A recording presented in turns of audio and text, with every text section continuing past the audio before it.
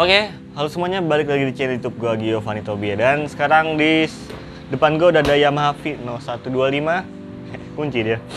Vino 125 Blue Core Injection. Dan ini motor tahun 2018 ya. Jadi dia yang tipe premium, ada yang sporty, premium sama grande. Kalau yang grande itu tipe tertingginya sudah ada start stop system dan lampu depannya sudah proyektor. Kalau yang ini masih premium. Ini premium sama yang sporty harganya. Bedanya dia pakai emblem emboss timbul. Nah, jadi kita mulai dari depan, gimana bentuk desainnya, gimana fitur-fiturnya, langsung aja simak videonya sampai habis. Nah, bagian depan dilihat dari depan sendiri, Vino 125 ini mengusung desain yang klasik dan juga agak retro desain, tapi dia memang udah motor modern. Walaupun modern, dia tetap pakai lampu-lampu bohlam. Tapi beda sama yang versi grande, dia lampunya udah LED projector. Ini motor desainnya emang nggak semua orang suka ya, apalagi bentuknya yang unik dari bagian dashboard depannya ini kayak bukan matic pada umumnya. Dia pakai stang juga timbul gitu ya, pakai stang yang terbuka kayak gitu, dan juga lampu-lampunya bentuknya ini diamond cut, diamond juga diamond. Ya ini Vino ini banyak yang garis desainnya itu diamond, dan spakbornya kita lihat bisa di sini besar sekali. Walaupun bannya tidak sebesar spakbornya, tidak sebesar harapan orang tua ya. Di bagian ban ini dia normal 70/90/14 dengan ini lebar ini 90, dan kalau dilihat dari depan memang tidak terlalu gimana-gimana ya, tetap kelihatan kecil kata gua. Desain motornya itu yang lumayan lebar, besar, tapi kaki-kakinya juga standar. Beda sama kompetitornya Scoopy yang bannya itu lebih besar, bulat, 12 inci kayak donat gitu ya, jadi lebih elegan. Kalau si Vino ini standar kayak matic biasanya. Velgnya juga pakai desain yang sama persis kayak Mio Z kayaknya ya. Terus juga untuk suspensi sendiri masih teleskopik biasa, travelnya nggak terlalu panjang, standar travelnya kayak Mio Z juga. Pengeremannya standar kayak motor-motor Yamaha pada umumnya, pakai kaliper no name anonymous nih, dan satu piston. Oke, biasanya nih kalau Vino itu lampu senjanya kadang-kadang banyak yang meleleh karena di sini tuh kan pakai bohlam ya. Nah, ini lampu bohlamnya si Vino ini banyak banget yang meleleh. Jadi lebih baik kalau kalian beli Vino 125 lampu kotanya ini diganti ke LED T10. Jadi untuk desain-desainnya sendiri menurut kalian bagian depannya ini keren apa enggak, bisa tulis komen di bawah. Dan sebagian orang yang suka klasik retro, desain kayak gini lucu dan unik sih. Oke, kayaknya nggak ada yang bisa dibahas lagi, jadi kita langsung aja pindah ke bagian instrumen speedometer. Nah, bagian kiri sini kita lihat nih stangnya sama yang dipakai di Yamaha Fazio 125. Dia pakai style klasik kayak gini, dan ini emang enak kalau sebentar. Kalau lama gue udah pernah punya Vino pakai ini lama, tangannya kapalan. Ya gitulah pokoknya kalau dari pengalaman gua. Terus di sini udah ada smart lock, smart parking brake atau smart locknya yang sangat mudah dioperasikan, dan ini enak banget, jadi nggak ada komplain. Terus juga di sini ada high beam low beam, sama tombolnya kayak punya Jupiter MX135. Ini sama semua, seinnya sama, klakson sama, high beam low beam juga sama. Belum ada hazard, dan juga tombol-tombolnya polos, di sebelah kanan juga polos sama electric starter doang, nggak ada hazard, nggak ada start stop system ataupun instrumen lainnya. Pas bin juga nggak ada lah. Di bagian tengah sini, di bagian pinggir kiri ini ada indikator bensin. Dia terpisah kayak botol cup kecil nih, kayak buat kopi, taruh di pinggir kiri, dan speedometer utamanya di tengah dengan odometer, sen, eco indikator, check engine, dan high beam. Dan kalau nyala, ini sebenarnya nyalanya yang asli itu kuning klasik gitu ya. Gua nggak komplain sama desain speedometernya karena kalau udah malam sore gitu ya, walaupun dia masih pakai bohlam, pas nyala tuh lumayan keren gitu, asik kalau dilihat. Dan ini semua full analog. Tidak ada instrumen MID di sini, beda sama Scoopy yang udah pakai digital. Nah, untuk eco indikatornya sendiri dia lumayan ngebantu kita juga buat dapetin konsumsi bahan bakar yang irit. Sisanya tidak ada lagi, dan ini memang kurang safety ya. Kalau misalnya ngerem mendadak amit-amit kepentok, ini langsung kena badan kita tuh lumayan sakit gitu.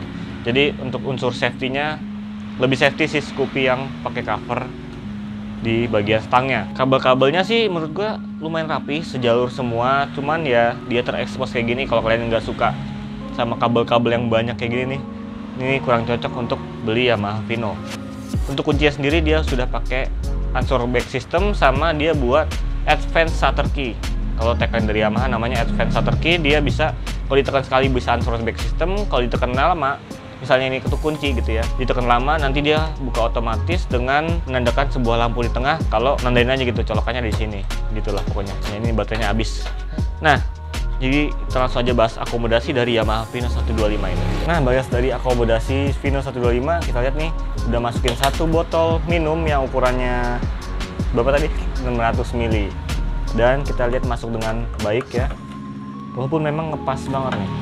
Dia tapi terjaga dengan sempurna, nggak gampang jatuh juga. Ada tutupannya di sini dan masih bisa kalian selip-selipin sama sarung tangan atau barang-barang kecil lainnya. Sementara di sebelah kanan dia masih ada space kecil, ini bisa buat naruh dompet, jangan dompet juga sih, maksudnya naruh barang kecil apalah gitu ya, bisa di depan, misalnya toolkit yang kecil-kecil bisa taruh depan.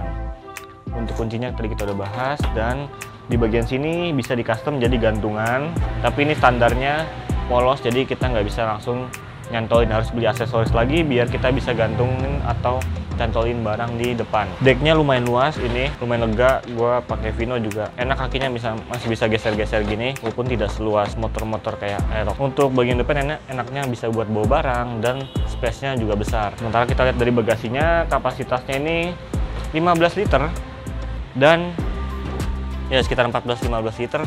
Ini konfigurasi body ininya tuh sama persis yang dipakai dengan Mio Z. Jadi ini Mio M3 Mio 125 itu bagasinya sama kayak Vino. Jadi konfigurasinya kayak gini semua, akinya ada di sini, akinya di atas, dan bagasinya tidak terlalu dalam.